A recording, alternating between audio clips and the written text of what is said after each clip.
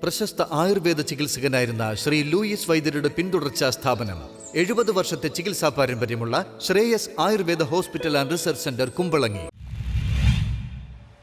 CPIM Adivad ബ്രാഞ്ചിന്റെ നേതൃത്വത്തിൽ ജനസഭയും പ്രതിഭാ സംഗമവും നടത്തി.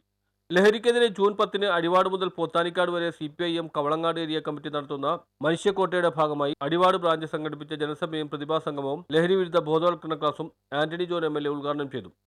അതാണ് സിന്തറ്റിക് ഡ്രഗ്സിന്റെ പ്രത്യേകത. ആ സിന്തറ്റിക് ഡ്രഗ്സ് വലിയ തോതിൽ അതിന് യുവതലമുറ അടിമപ്പെടുന്നു എന്നുള്ളത് പല കണക്കുകളും നമ്മയെല്ലാം വലിയ തോതിൽ ആശങ്കപ്പെടുത്തുകയാണ്. അപ്പം അതുകൊണ്ടാണ് ബഹുമാനപ്പെട്ട മുഖ്യമന്ത്രി സൂചിപ്പിച്ചതുപോലെ നിയമപരമായ നടപടികൾ ഒരു വശത്ത് തുടരുമ്പോൾ, ശക്തമായി തുടരുമ്പോൾ, ഇതിനെതിരായിട്ടുള്ള വലിയൊരു ജനകീയ പ്രസ്ഥാനം കേരളത്തിൽ രൂപം കൊടുക്കണമെന്ന് അദ്ദേഹം ആഹ്വാനം ചെയ്തത്. അപ്പം അതിൻ്റെ അടിസ്ഥാനത്തിലാണ് വിപുലമായ ക്യാമ്പയിനുകൾ. ഇപ്പോൾ ഏതാനും ദിവസങ്ങൾക്ക് മുൻപാണ് കായിക വകുപ്പ് സംഘടിപ്പിച്ച ബഹുമാനപ്പെട്ട കായിക വകുപ്പ് മന്ത്രി നേരിട്ട് കൊടുത്ത് ബ്രാഞ്ച് സെക്രട്ടറി PA നവാസ് അധ്യക്ഷത വഹിച്ചു. Area secretary Anshad, local secretary MM Bakkar, panchayat president Khadeeja Muhammad, vice president OE Abbas, AP Muhammad, UH Muhiyuddin എന്നിവർ പ്രസംഗിച്ചു. Assistant excise inspector KS Ibrahim ലഹരി വിരുദ്ധ ബോധവൽക്കരണ ക്ലാസ് നടത്തി. News bureau, Kothamangalam.